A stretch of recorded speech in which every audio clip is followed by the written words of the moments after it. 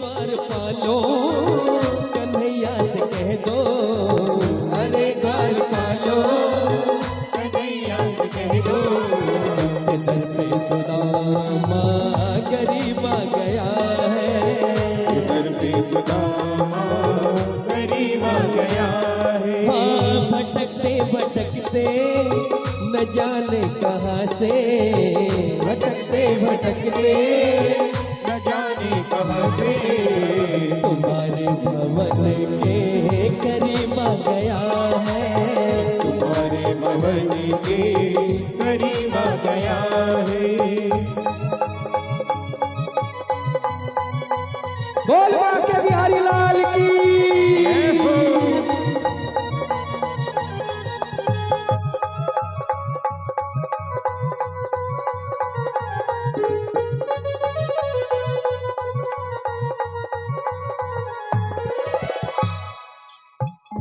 सुदामा जी द्वारका नगरी पहुंचते हैं और पहुंचने के बाद कृष्ण का महल देखकर आश्चर्यचकित हो जाते हैं। बाप रे, इतना बड़ा महल और इतने बड़े महल में मेरा कृष्ण रहता है। और खुशी की आस लेकर वो द्वार के अंदर जाने की कोशिश करते, लेकिन द्वारपाल उन्हें रोकते और कहते हैं, भिखारी कहाँ घुसे जा रहा है। सुदामा जी कहते हैं कि कृष्ण मेरे मित्र है और मुझे उनसे मिलना है। तो द्वारपाल कहते हैं कि तू कौन है और तेरा परिचय क्या है। तो सुदामा जी परिचय कैसे देते हैं, जरा गौर से सुनिए।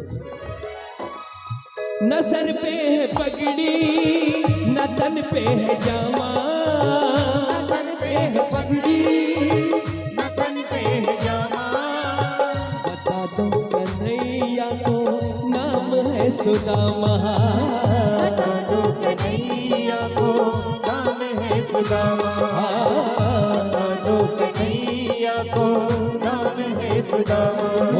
हो न सर पे है पगड़ी न तन पे है जामा, बता दो कन्हैया को नाम है सुदामा, बता दो कन्हैया को नाम है सुदामा।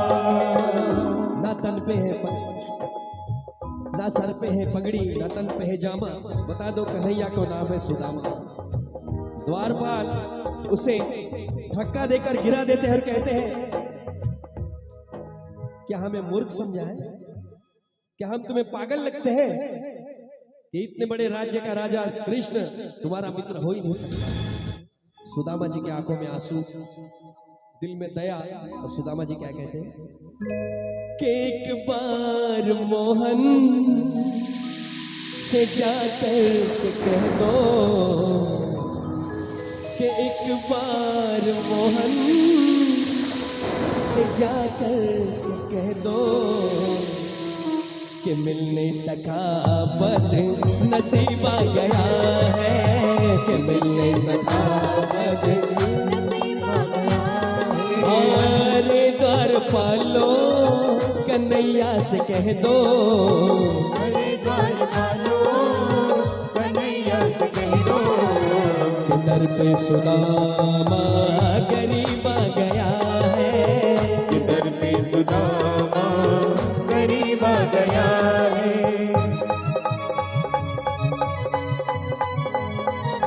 बोल बाके बिहारी लाल की।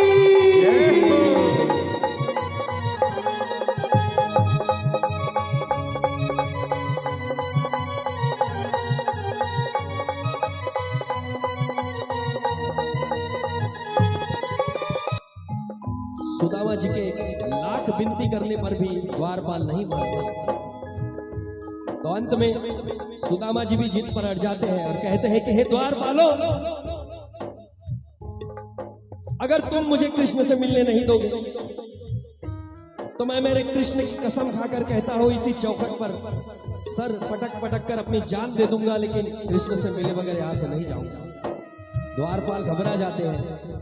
उन्हें लगता है कि अगर ये मर गया तो कृष्ण हमें सजा देंगे। इसलिए एक द्वारपाल दौड़कर कृष्ण के पास जाता है और कहता है कि हे द्वारकाधीश, एक याचक आपके महल के दरवाजे पर खड़ा है और आपसे मिलने की जिद कर रहा है और अपना नाम सुदामा बताता है। सुदामा नाम सुनते ही कृष्ण बावले हो जाते हैं और द्वार की तरफ दौड़ते हैं। सुदामा, सुदामा मेरे मित्र, कहाँ हो तुम? कितने सालों के बाद तुम्हें देखूंगा, मेरी आंखें तरस गई मेरे मित्र, जल्दी से दर्शन दो, कहाँ हो तुम? दोनों मित्र एक दूसरे के सामने खड़े, दोनों की आंखों में आंसू और दोनों एक दूसरे के गले लगते हैं। जोरदार तालियां होनी चाहिए सभी की। इतना सुंदर दृश्य कृष्ण और सुदामा जाकर के सुनते ही दौड़े चले आए मोहन, दौड़े चले आए मोहनी, लगाया गले से सुदामा को फौरन हाथ, लगाया गले से सुदामा को फौरन हाथ, लगाया गले से सुदामा को फौरन। उसके बाद कृष्ण बड़े मान सम्मान के साथ सुदामा जी को अपने महल के भीतर लाते हैं और ये दृश्य देखकर दरबार के सारे दरबारी अचंभित हो जाते हैं कि ये क्या चक्कर है। हमारा राजा कृष्ण एक भिखारी को इतना मान सम्मान क्यों दे रहा है? और ये नजारा कृष्ण की पत्नी रुक्मिणी भी देखती है, उन्हें भी बड़ा अचंभा होता है। हुआ रुक्मिणी को बड़ा ही अचंभा, हुआ रुक्मिणी को बड़ा ही अचंभा कि मेहमान कैसा अजीबा गया है, कि मेहमान कैसा अजीबा गया है।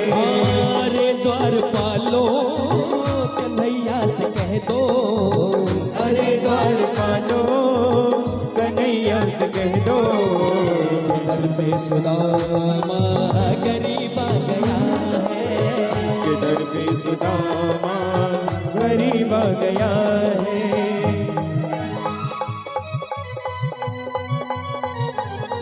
बोल साचे दरबार की।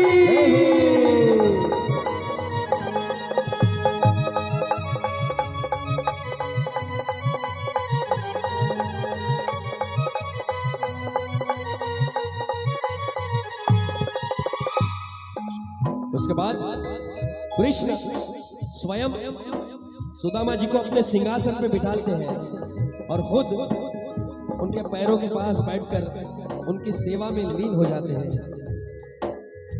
सिंहासन पे अपने सुदामा बिठाए, सिंहासन पे अपने सुदामा बिठाए, चरण आंसुओं से शाम ने धुलाए हाथ, चरण आंसुओं से शाम ने धुलाए हाथ, चरण आंसुओं से शाम ने धुलाए। सिंहासन पे अपने सुदामा बिठाए, चरण आंसुओं से शाम ने धुलाए।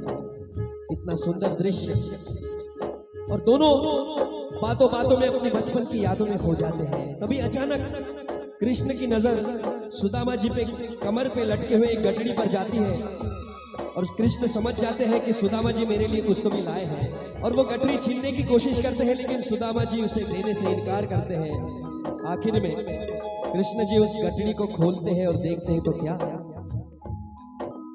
कुछ चावल के दाने जो सुदामा जी बड़े प्यार से अपने मित्र के लिए लाते हैं। वो चावल के दाने कृष्ण खाते हैं और खाने के बाद कृष्ण कहते हैं कि हे सुदामा, सुदामा मैं क्या बताऊं, ये तुम्हारे चावल के दाने खाकर मानो मुझे ऐसा लग रहा है कि मेरे जन्म जन्म की भूख मिट गई है। ऐसा लग रहा था कि मैं जन्मों का भूखा था और आज ये चावल के दाने खाकर मेरे जन्मों जन्मों के अंतरात्मा शांत हो गई है। मांगो तुम्हें क्या चाहिए, तुम्हें मेरा आधा राज्य दे दूं, तुम्हें मेरे आधे सैनिक दे दूं, हीरे दे दूं, जवाहरात दे दूं, क्या चाहिए? सुदामा कहते हैं कि हे कन्हैया, हे मेरे नाथ, मुझे ये सब नहीं चाहिए, बस तुम्हारा हाथ मेरे सर पर रख दो, मेरी तकदीर बन जाएगी। कृष्ण जी हंसते हैं और क्या कहते हैं, न घबराओ प्यारे जरा भी सुदामा। दोनों हाथ ऊपर होने चाहिए सभी के, क्योंकि बहुत ही प्यारा सा दृश्य है जो ना कभी देखा होगा। साक्षात कृष्ण सुदामा जी को किस तरीके से आशीर्वाद देते हैं। न घबराओ प्यारे जरा भी सुदामा, खुशी का समा तेरे करीब आ गया है। खुशी का समा तेरे खुशी का समा तेरे करीब आ गया है। खुशी का समा तेरे